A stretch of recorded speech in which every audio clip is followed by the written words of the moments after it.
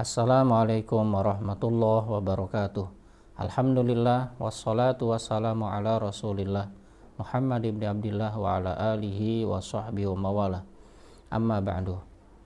Bersyukur atas nikmat yang Allah limpahkan kepada kita, nikmat iman dan Islam, nikmat menjadi muslim, nikmat menjadi orang-orang yang beragama Islam, dan juga mudah-mudahan kita semua mengamalkan keislaman kita. Dan juga salawat serta salam kita sampaikan kepada Rasulullah Sallallahu Alaihi Wasallam, keluarga, sahabat serta para pengikutnya hingga akhir nanti. Beliau sebagai teladan buat kita, menjadi inspirasi dalam kehidupan kita dan panutan dalam segala hal. Kita lanjutkan fikih Ramadan kita kali ini. Silakan dibuka kitabnya kembali. Sudah sampai pada kata-kata dari pensyarahnya Imam Taqiyuddin Al-Hisni, wa yustasna. Nah, ini ya, wa yustasna, dan dikecualikan. Jadi kajian sebelumnya, pertemuan sebelumnya adalah kita makruh berpuasa pada hari syak. Ada juga pengecualian.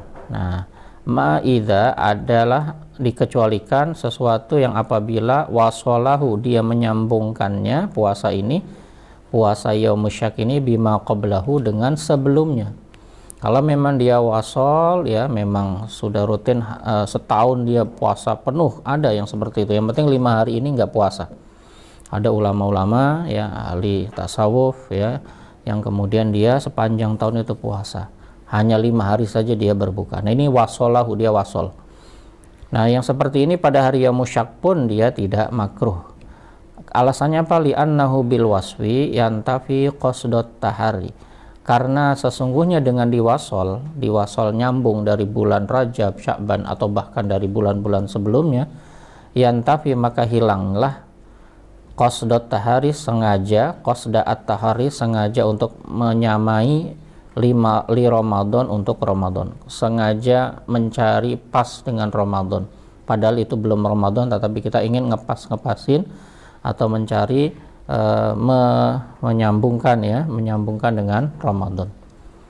Wa qaulu syekh, dan ucapan Imam Abu Syuja asy-Syekh di sini, au yasilahu bima qablahu, kata beliau yasilahu qablahu, dia menyambungkan bima qablahu dengan sebelumnya, yasduqu dzalika ala makana ala ma la wasallahu biyaumin. Ini akan nampak sesuai ya, kata-kata ini, redaksi ini untuk orang yang alama wasolahu, bagi orang yang mewasolkannya biyaumin, dengan 1 hari gitu ya.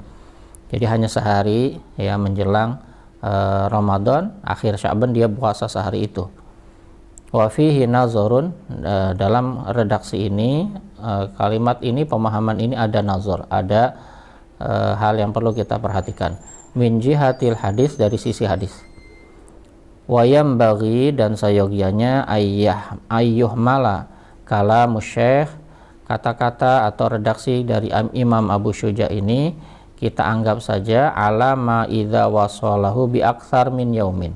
Kita maksudkan adalah orang yang mewasolkan, menyambungkan lebih dari sehari ya.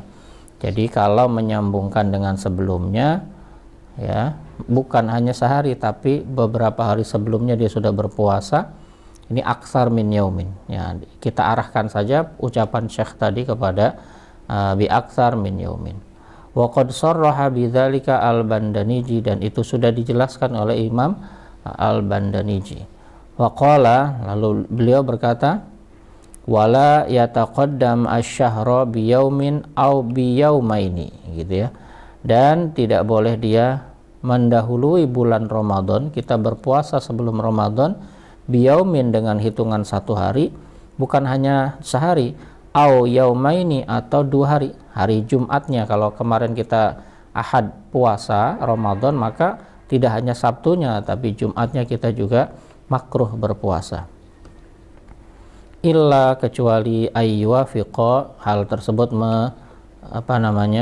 pas ya, sesuai dengan makana abadan yasumhu, sesuatu yang selama ini ya, kalau abadan kan selama-lamanya, yang selama ini dia mempuasainya, sudah biasa dia puasa nyambung sampai Ramadan.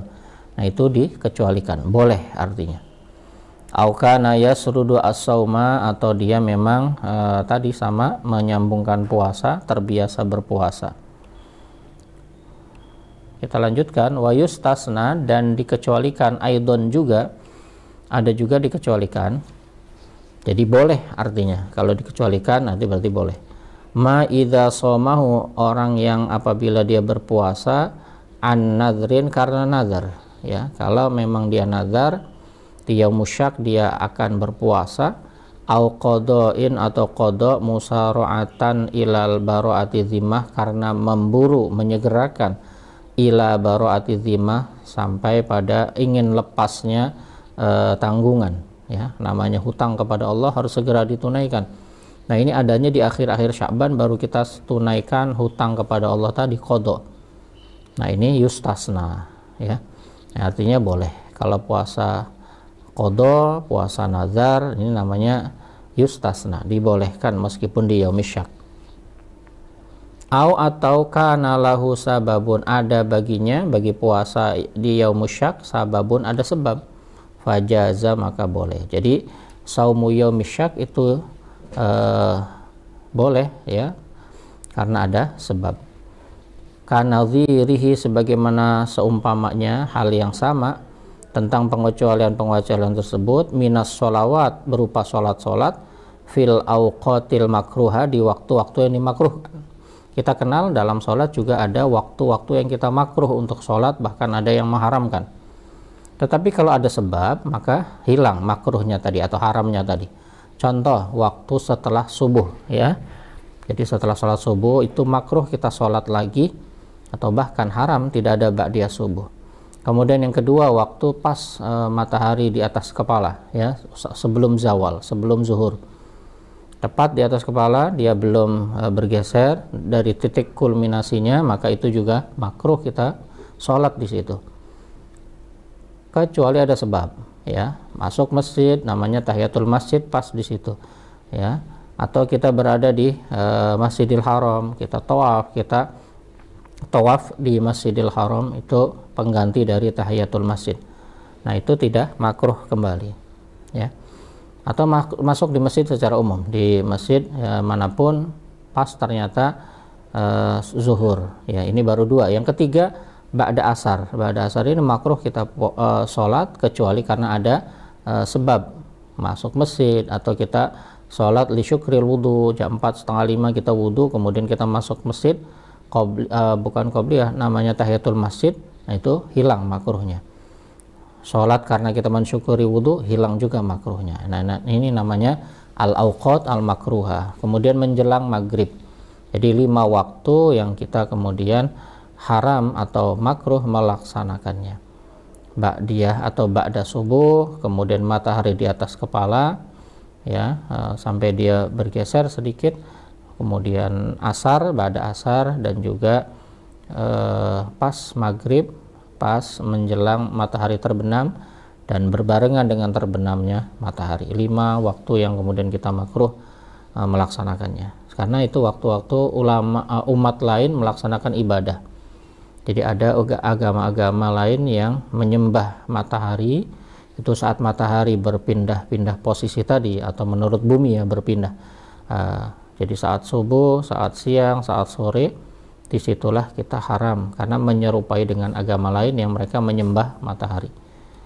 Walaisa minal asbab al-ihtiyat, dan bukanlah termasuk sebab al-ihtiyatu, berhati-hati, li Ramadan, untuk Ramadan. Jadi kalau kita puasa yaumil syak, ya, kalau alasannya ihtiyat mau masuk Ramadan, itu bukan sebab, jadi tetap terlarang. Walaisa minal asbab al-ihtiyat li Ramadan.